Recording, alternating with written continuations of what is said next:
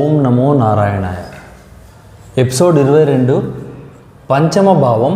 దీన్ని విద్యాభావం అని కూడా అంటారనమాట. పంచమ భావానికి సింహలగ్నాన్ని ఎగ్జాంపుల్గా తీసుకున్నాము. సింహలగ్నానికి శుభులు వచ్చేసి సూర్య, గురు, కుజ, కేతులు. వీళ్ళు నలుగురు శుభులు అవుతారు. అశుభులు వచ్చేసి శని, శుక్ర, రాహు, బుధ, చంద్రుడు. చంద్రుడు ఎందుకు అశుభుడు అవుతాడు అంటే 12వ అధిపతి అవుతారు, అక్కడి నుంచి ద్వితీయాధిపతి అవుతారు. కాబట్టి ఇదన్నీ ముందే మనం ఎక్స్ప్లెయిన్ చేశాము. ఇక్కడ ఒక శుభగ్రహం ఉండిన యుక్తాయుక్త జ్ఞానము అంటే ఆలోచన శక్తి. యుక్తాయుక్త జ్ఞానం అంటే ఏ టైంకి ఏం చేయాలి, సమయస్ఫూర్తి అంటాం కదా, అలాంటిది. అలాగే సమయస్ఫూర్తి, గ్రాహిక శక్తి అంటే గ్రహించే శక్తి, వెంటనే ఏదన్నా విన్న వెంటనే గ్రహిస్తారనమాట. జ్ఞాపక శక్తి, జ్ఞాపక శక్తి అంటే గుర్తుంచుకోవడము. గ్రాహిక శక్తి అంటే గ్రహించడం. ఫస్ట్ ఏదైనా ఒక వస్తువును చూసి గ్రహించాలి, గ్రహించేదాన్ని గుర్తుంచుకునేదాన్ని జ్ఞాపక శక్తి అంటారు. కొదువు ఉండదు, వీటన్నిటికీ కొదువు ఉండదు అనమాట. పంచమం అనేది ఈ శక్తి ఉంటుంది. దీనిని విద్యాస్థానం అందరూ. ఈ పంచమాన్ని ఏమంటారంటే విద్యాస్థానము అంటారు. విద్య అంటే గుర్తుపెట్టుకోండి, చదువు మాత్రమే కాదు. విద్య అంటే మంచిగా కళ కూడా వస్తుంది అనమాట. ఇక్కడ కళలకు కూడా ఇదే ఇల్లే అనమాట, పంచమమే వస్తుంది.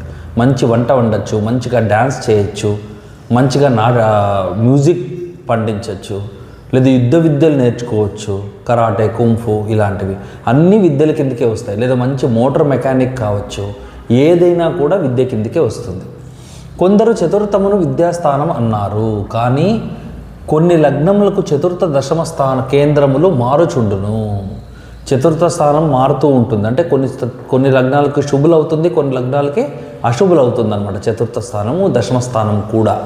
కాబట్టి కోణములు ఎప్పటికీ మారవు, అవి స్థిరములు. మారకుండా ఉండేది విద్యాస్థానం అవుతుందని, కానీ మారేది విద్యాస్థానం అవ్వదు. ఎలా అనగా మీన, కటక, కన్య, వృష్టిక, మకరములకు చతుర్థములు శత్రుస్థానం లగును. ఇప్పుడు మీనం అనుకోండి, ఇది మీన లగ్నానికి చతుర్థం ఏమవుతుంది? 1, 2, 3, 4. మీనకి ఏమవుతుంది? బుధుడిది లేదొస్తుంది మిథునం అనేది చతుర్థం అవుతుంది. మీన లగ్నానికి మిథునం చతుర్థం అవుతుంది. అలాగే కటక లగ్నానికి కటకం అంటే కర్కాటకం. కటక లగ్నానికి 1, 2, 3, 4. తులా వచ్చి చతుర్థం అవుతుంది. సో వీళ్ళిద్దరూ శత్రువులు అవుతారు. అలాగే కన్యకు ధనస్సు, కన్య వచ్చి బుధుడిది, ధనస్సు వచ్చి గురువుది. వీళ్ళిద్దరూ ఆపోజిట్ టీం, శత్రువులు అవుతారు. అలాగే వృశ్చికం వచ్చేసి ఎవరిది? కుజుడిది. అలాగే వృశ్చికానికి ఏమవుతుంది? 1, 2, 3, 4. కుంభం, శని, వీళ్ళిద్దరూ శత్రువులు. అలాగే మకరానికి ఏమవుతుంది? మకరానికి 1, 2, 3, 4 కుజుడిల్లు అవుతుంది. సో వీళ్ళు ఈ చతుర్థ స్థానంలో శత్రుస్థానం లగును. దేహము, జ్ఞానము, ధనము మనిషికి ముఖ్యం. ఒక మనిషి బ్రతకాలి అంటే, ఒక మనిషి సమాజంలో బ్రతకాలి అంటే మినిమం ఏముండాలి?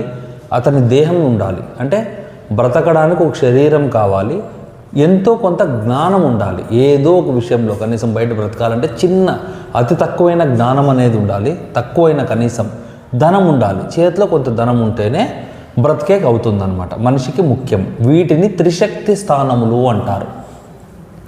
ఈ దేహస్థానము, జ్ఞానస్థానము, ధనస్థానం ఏమంటారంటే త్రిశక్తి. 3 పార్వతి, లక్ష్మి, సరస్వతి. లగ్నము పార్వతి, పంచమం సరస్వతి, 9 లక్ష్మి. స్థానములు దేహశక్తి, విద్యాశక్తి, ధనశక్తిని ఇచ్చినవి. ఇందులో ఏది లోపించిననో మానవత్వంలో పెద్ద లోటు కల్పించును. వీటిలో ఏది లేకపోయినా కూడా మనిషి బ్రతకడానికి కష్టం. అంటే శరీరం బాగుండాలి, శరీరంలో అవయవాలు పనిచేయకపోతే బ్రతకలేడు. ఏదో ఒక విద్య తెలియకపోతే సంపాదన ఉండదు, ఫ్యామిలీని పోషించలేడు. అలాగే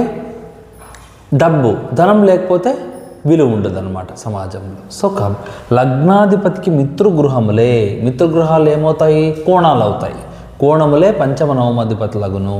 ఏ లగ్నమునకు శత్రుగృహములు కావు. ఇక్కడ 4వ గృహం అనేది కొన్ని వాటికి శత్రుగృహాలు వస్తున్నాయి. కాబట్టి విద్యాస్థానం చతుర్థం కానే కాదు, ఎప్పటికైనా విద్యాస్థానం ఏమవుతుంది? పంచమ స్థానమే.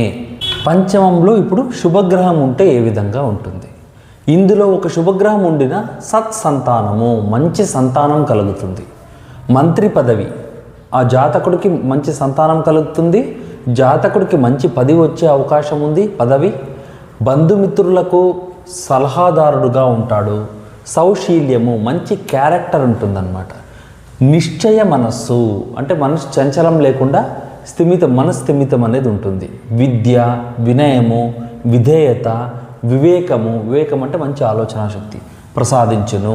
ఇవన్నీ ఉంటాయి పంచమంలో శుభగ్రహం ఉంటే. మంచి విషయములు మాట్లాడుట, మంచి విషయాలు మాట్లాడేది, నానా విషయములు తెలుసుకొనుట, తెలుపుట, దూరాలోచన చేయుట కలుగును.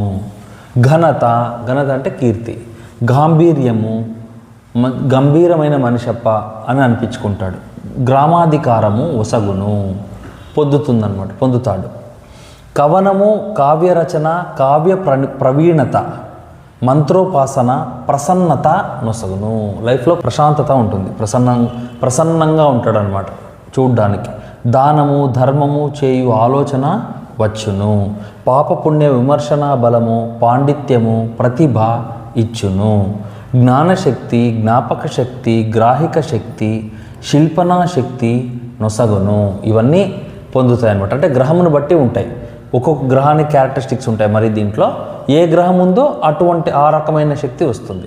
ఇక్కడ మనం పంచమభావం అంటే ఏమేమి ఉంటాయి అన్నీ చెప్తున్నాము, కానీ ఒక జాతకంకి అన్నీ రావు. కానీ ఏ గ్రహం ఉంది ప్లేస్మెంట్, నవగ్రహాల్లో ఏ గ్రహం ఉందో ఆ గ్రహం యొక్క శక్తి అనేది వస్తుంది అన్నమాట. మంత్రతంత్ర యంత్ర బలమును కల్పించును. ఇప్పుడు మంత్రతంత్ర యంత్రము ఫర్ ఎగ్జాంపుల్ తీసుకున్నామంటే బుధుడు కారకుడు. సో అట్లా ప్రధానికి క్యారెక్టర్, పాండిత్యానికి గురువు కారకుడు. గ్రాహిక శక్తి, శిల్పనా శక్తికి శుక్రుడు కారకుడు. సో కారకత్వాలు ఉంటాయి, దాన్ని బట్టి వస్తాయి. గురుత్వము, గురుశక్తి, అన్నదానము, నిదానము, కార్యజయము, అధికారము, వంశాభివృద్ధి అంటే కొడుకులు పుట్టాలి అంటే పంచమం మనం బాగుండాలి. మంత్రాంగ బలములు, మంత్రం సిద్ధించే బలం అన్నమాట. మంత్రం సిద్ధించాలి. నీతి, నియమము, శాంతి, ప్రశాంతి కలిగించును. మంత్రసిద్ధికి బుధుడు కారకుడు. స్త్రీలకు గర్భస్థానం ఇదే. స్త్రీలు గర్భం పొందాలి అంటే పంచమం బాగుండాలి. అలాగే చంద్రుడు కూడా, గర్భణకు చంద్రుడు పంచమం రెండు అవసరమవుతాయి. చంద్రుడు బలం కూడా అవసరమవుతుంది. కీర్తి గౌరవములు నలుదిక్కులా వ్యాపించెను అంటే వీళ్ళ యొక్క కీర్తి గౌరవం అనేది వ్యాపిస్తుంది అన్నమాట. కననివి విననివి కనుక్కొన్న శక్తి ఇచ్చును. సైంటిస్టులు అయ్యే ఛాన్సెస్ ఉంటుంది. అధర్మముల ఖండించు శక్తిని ఇచ్చును. తప్పు చేస్తున్నావు, ఇది తప్పు అని ఖండించే శక్తి వస్తుందన్నమాట. ప్రజలచే, ప్రభుత్వముచే పారితోషకం అంటే బహుమతులు అందజేయును. బహుమతులు పొందుతాడనమాట. పౌరులకు హితునిగా, గురువుగా ఉండును. ఒకరు అడిగిన దానికి సూటిగా ప్రత్యుత్తరం ఇయ్యగల శక్తినిచ్చును. ఏదైనా అడిగితే తడమకుండా కరెక్ట్గా ముఖం మీద జవాబు చెప్పే శక్తి అనేది ఇస్తుందన్నమాట.